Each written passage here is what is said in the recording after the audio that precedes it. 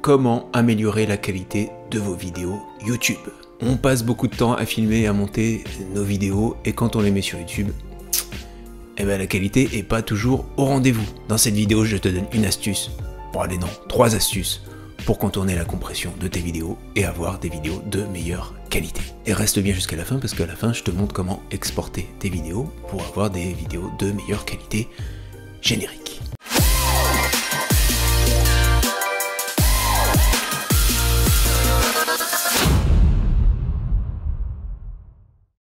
Bonjour les amis, je suis Julien de la chaîne RTW Digital Content. Sur cette chaîne, on parle de marketing digital. On parle de YouTube, comment faire décoller ta chaîne. On parle de vidéos, bref, je te donne tous les outils pour construire ta communauté et cartonner sur YouTube. Alors tu découvres la chaîne avec cette vidéo, je t'invite à t'abonner et à activer la cloche. Et à quoi elle sert cette cloche? Tout simplement à recevoir de petites notifications pour ne manquer aucune astuce, aucun tuto pour devenir une star du web. Alors les amis, comment obtenir la meilleure qualité de vidéo sur YouTube? Déjà ce qu'on va faire, c'est qu'on va aller voir ce que YouTube nous dit. Nous voici sur le support Google d'aide YouTube et on est sur la page paramètres d'encodage recommandés pour la mise en ligne. Donc, qu'est-ce que nous dit Google? Il nous dit que le conteneur, on doit choisir un conteneur au format MP4, c'est le format de ta vidéo, donc le format MP4 qui est très bien et qui est relativement classique. Pour les codecs audio, pareil, du classique, AAC, LC, donc ça je reviens pas dessus, je suis pas un spécialiste de l'audio. Pour les codecs vidéo, le fameux codec H264, voilà, c'est le codec standard pour les formats de vidéo sur les réseaux sociaux. Pour les fréquences d'image, voilà, on peut dérouler. On voit que YouTube accepte du 24, du 25, du 30, 48, 50, 60 images par seconde. Voilà, pareil, c'est du standard. En sachant que généralement, on sera plutôt sur du 25 images par seconde ou 30 images par seconde. C'est ce qu'on fait en standard sur des vidéos. Et pour le gaming, on sera plutôt sur du 60 images par seconde. On en reparle dans quelques secondes. Les débits, voilà, c'est ça qui va nous intéresser, les débits, les fameux bitrate. Alors pour les débits vidéo recommandés, on va rester sur les vidéos SDR, voilà, c'est les vidéos standards. Les vidéos HDR, c'est un peu particulier. Et on voit que YouTube accepte différents niveaux de qualité vidéo, ça va du 360p à de la 4K, et en fonction de ces qualités vidéo, il va accepter des débits différents. Ces débits, c'est ce qu'on appelle les bitrates. Le bitrate, c'est quoi? C'est tout simplement le débit d'information que tu as chaque seconde dans ta vidéo. Et plus le bitrate est élevé, plus la qualité de ta vidéo sera bonne. Donc première chose, pour avoir une meilleure qualité, on a plutôt intérêt à avoir un bitrate élevé dans nos vidéos. Et là, tu commences à le sentir en regardant les recommandations YouTube. Plus tu vas monter en qualité, 2K, 4K, plus le bitrate de tes vidéos va être élevé. Et je te confirme, sur un boîtier, c'est ce qu'on constate, c'est mathématique, plus tu augmentes la qualité de tes vidéos, plus le bitrate va être élevé. Alors, sur des boîtiers, tu as des modes dégradés pour avoir des fichiers un peu moins gros. Alors vérifie bien, mais en 4K, avec un bon boîtier, tu peux monter à environ 100 mégabits par seconde, et là, c'est déjà pas mal.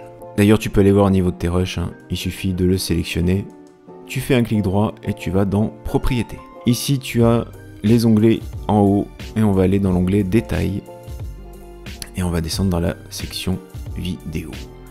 Et dans la section Vidéo, tu vas retrouver la durée de ta vidéo, le format, donc là on est en 4K, 3840 sur 2160, et ici tu as les fameux bitrates qui sont en kilobits par seconde. Et tout simplement, pour avoir des mégabits par seconde, il suffit de diviser par 1000. Ouais, on fait des maths aussi sur cette chaîne. Deuxième chose, la fréquence d'image par seconde, les FPS. En standard, au cinéma, on utilise une fréquence d'image de 25 à 24 images par seconde. À cette fréquence d'image, tu as ce qu'il y a de plus naturel avec le fameux flou de mouvement. Alors attention, je vais faire un petit raccourci. Alors tu vois que dans nos recommandations YouTube, pour des fréquences d'image plus élevées, tu as des bitrates plus élevés. entre 53 et 68 mégabits par seconde.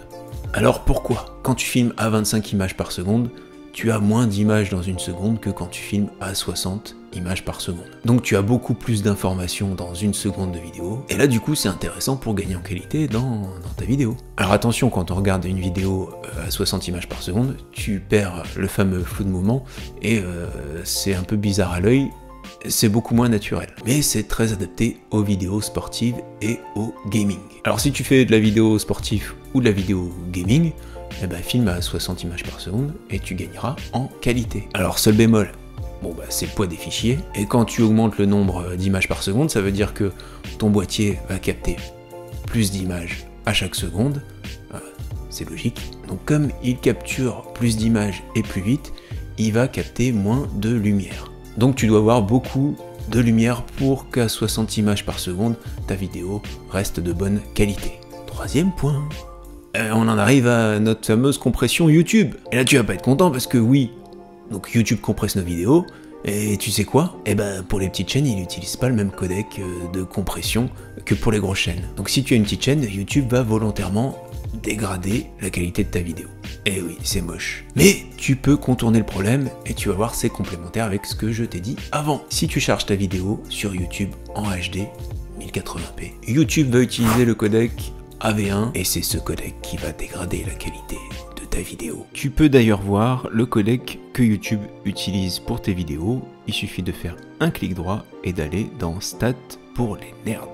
Et ici, codec, voilà, tu vas voir le codec qu'utilise YouTube pour ta vidéo. Ici le codec VP09. Et tu sais quoi? Pour toutes les chaînes, YouTube va utiliser un autre codec, le codec VP9, si tu charges tes vidéos en 2K ou en 4K. Et ce codec est nettement meilleur. Donc conclusion, si tu veux améliorer, éviter la pixelisation de tes vidéos sur YouTube, deux options, soit tu as 100 000 abonnés, soit tu charges tes vidéos en 2K ou en 4K.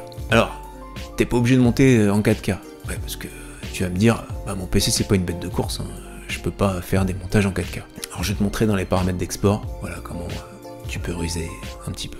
Alors moi j'utilise Premiere Pro, mais ça va être globalement la même chose sur tous les logiciels. Il faut juste que tu comprennes bien comment ça marche, mais avec tout ce que je t'ai expliqué avant, normalement ça va aller tout seul. Avant de continuer, n'oublie pas de me laisser un petit like.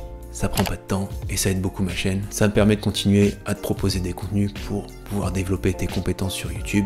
Merci d'avance.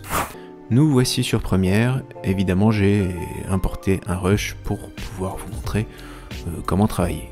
Alors, il me semble que mon rush est en 4K, mais pour bien vous montrer comment ça fonctionne, je vais le mettre en HD. Donc, il suffit d'aller sur Séquence, Réglage de la séquence. Effectivement, il est en 2K. Et là, et 1080.